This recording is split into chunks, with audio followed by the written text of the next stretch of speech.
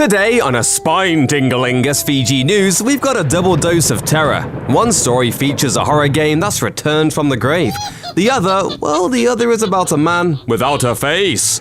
You okay? Did that get too scary for you? The internet's faceless creepypasta slinging e-girl singing boyfriend is back, and he's more animated than ever. If you ask me, your boyfriend is kind of jumpy. He's not my boyfriend. He's my husband. Corpse Husband may be one of the fastest rising stars in the world of streaming, but there's still so much that fans don't know about him. Not only does the streamer refuse to show his face on camera, but nobody even knows his real name. While there are many things in Corpse's personal life that are likely to remain secretive, a recent interview shed some light on one of his most bizarre and divisive social media posts. Yep, we're talking about this one. In an interview with Anthony Padilla, Corpse, represented in the video by an uncanny animated avatar, explained why he once uploaded a voice memo to Twitter that simply consisted of him breathing into the microphone. That brief clip received hundreds of thousands of likes, as well as tens of thousands of retweets and comments. And according to Corpse's latest interview, he did it to make a point about his detractors. I get so much hate online every single day. People will get mad at anything that's popular.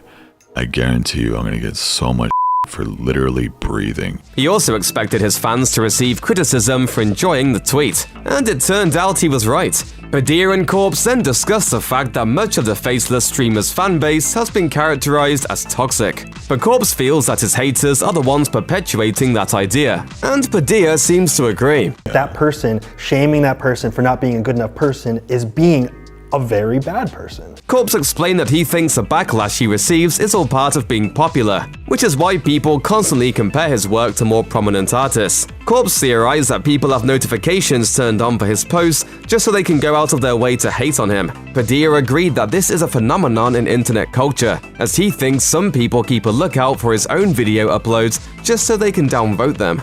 While the tweet ended up being as controversial as he expected, Corpse seems fine with the attention, negative or not. He said that these kinds of trolls are actually driving up the plays on his music, which is fine by him. He explained, I like with the world, it's fun.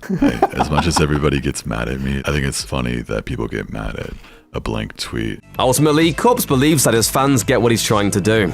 My fans are in on the joke too. Like, that's what the people who hate me don't get, is they see a breathing tweet with 300,000 likes, but the 300,000 people are liking it just to piss off those people.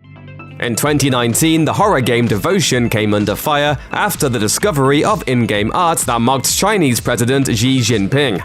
Despite being immediately patched out, the game was pulled from Steam as developers wanted to take another shot at checking through the game for quality assurance. Unfortunately, it never returned to the platform. This has gone way too far. To make matters worse, Devotion was even banned outright in China, taking its place beside plenty of other games that have met a similar fate in the country. And in December 2020, GOG was supposed to publish the game on its platform, but backed out of the deal right after Red Candle Games announced that the cult horror hit was making a comeback. For gamers who love horror titles and have been itching to play Devotion, there's good news. The controversial game, along with a previous title from the same developers, Detention, is finally on sale again. The people have spoken. Red Candle Games, the developer behind these two titles, has created its own eShop to sell the game directly. This became necessary after the original publisher of the game, IndieVent, ended up losing its business license in China because of the offending art. That's some cold. Red Candle Games' re-released titles will be available for purchase on their own or as a bundle deal. The soundtracks for both games can also be bought separately or as a bundle with the games. For the most part, fans were ecstatic to hear the news of Devotion and Detention's return. Early on, however, many people ran into difficulties when it came to actually purchasing games from the shop.